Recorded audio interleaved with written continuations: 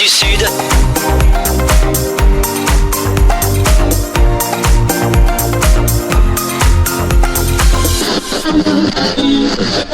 L'invité du jour. Le rendez-vous de Radio Call Direct. Nicolas Lacombe, premier vice-président du département et en charge des politiques éducatives. Alors effectivement, je suis élu au département depuis 2008, ça commence à faire quelques années. La compétence éducative et notamment les collèges, c'est une des compétences principales du département avec les routes et avec le secteur social. 24 collèges publics dans le département qui appartiennent donc au conseil départemental, donc assurer l'entretien et la rénovation de ces bâtiments.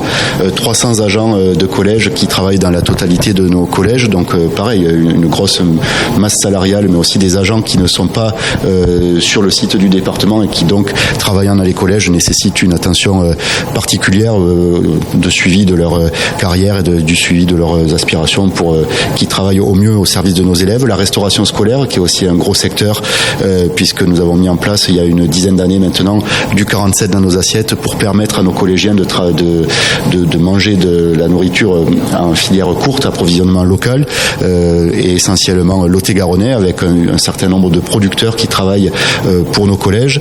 La convention éducative qui est une spécificité lot-et-garonnaise et qui permet à chaque équipe enseignante de monter des projets pédagogiques financés en partie par le département et donc voilà une série de compétences importantes à faire vivre au quotidien pour que nos collégiens puissent progresser au mieux. Le budget global alors du coup sur une rentrée comme ça? Sur le budget 2024, la totalité des politiques éducatives, en mettant l'investissement et le fonctionnement, on est sur une 50aine de millions d'euros, c'est-à-dire avec le personnel, avec l'investissement dans les collèges, avec l'achat de matériel, 50 millions d'euros sur le budget 2024, c'est-à-dire autour de 10% du budget du département. Combien d'élèves vont faire leur rentrée cette année là? 12 300 collégiens vont faire leur rentrée dans nos 24 collèges. Du coup, tu vois d'année à l'autre la hausse ou la baisse des collégiens? Alors on est plutôt sur un tassement des effectifs, toutes les prospectives démographiques qu'on a montrent que le nombre d'élèves va baisser au fil des années. On le voit déjà actuellement dans les écoles primaires et donc par ricochet ça baissera dans les collèges dans les années qui arrivent. Là on est sur un plateau mais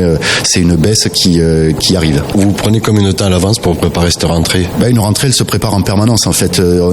La rentrée c'est un moment important pour les élèves, ça l'est pas forcément pour les services du département puisque le travail est au long cours sur toute l'année et les politiques que l'on mène sont sur le long terme donc voilà c'est un moment important pour les élèves parce que faire une rentrée ça reste quelque chose d'important. On attend de savoir quels camarades seront dans la même classe, quel prof on aura, mais pour nous c'est finalement un travail au long cours. C'est simplement une étape dans l'année. Alors il y a tout. Il faut effectivement suivre les politiques nationales. Par exemple, le choc des savoirs avec les groupes de besoins qui vont être mis en place à la rentrée nécessite des salles en plus, des adaptations dans les collèges. Donc ça, on se doit de le mettre en place.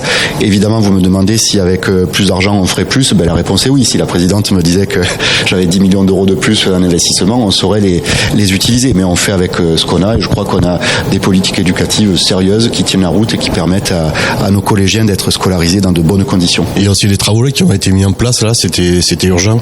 Les travaux, on a un plan collège qui a débuté en 2019, qui va continuer sur quelques années. On a engagé 70% des dépenses qui étaient prévues dans le plan collège. Il suit son cours à un rythme normal, donc on est sur les purs qui avaient été décidés en 2019. Je reviens à la cantine. Le repas à 2 €, c'est toujours d'actualité? Oui, le repas à 2 € reste d'actualité. C'est un marqueur fort de la campagne électorale de 2021. C'était une de nos principales propositions. Il faut savoir que le coût réel d'un repas, tout compris, est de 9 € à peu près. On le facture à 2 € aux familles, donc on est sur un effort significatif du département au regard de cette compétence-là. Le 47 dans nos assiettes, c'est un dispositif global, à la fois sur l'approvisionnement en denrées qui sont en filière courte, mais aussi sur la formation des équipes de cuisine qui ont parfaitement joué le jeu et je tiens particulièrement à les remercier parce que c'est elles qui ont fait la réussite du dispositif. Donc il y a eu toute une série de mesures qui ont été prises pour permettre de réduire le gaspillage qui était au départ du dispositif à un peu plus de 30% des denrées qui étaient jetées.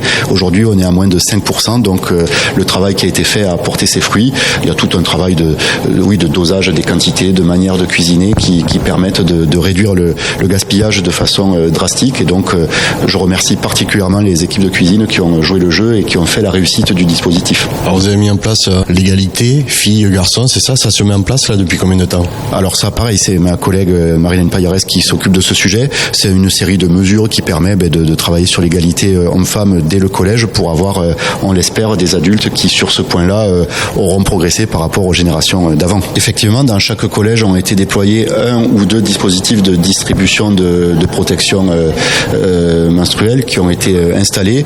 On avait la crainte d'une mauvaise utilisation ou de gaspillage des protections distribuées. Ça n'a pas été du tout le cas, ça a parfaitement bien fonctionné. Donc effectivement, on continue à déployer ce dispositif ou en tout cas le faire vivre puisqu'il est déjà déployé dans tous les collèges. Cool Direct, priorité à la parole.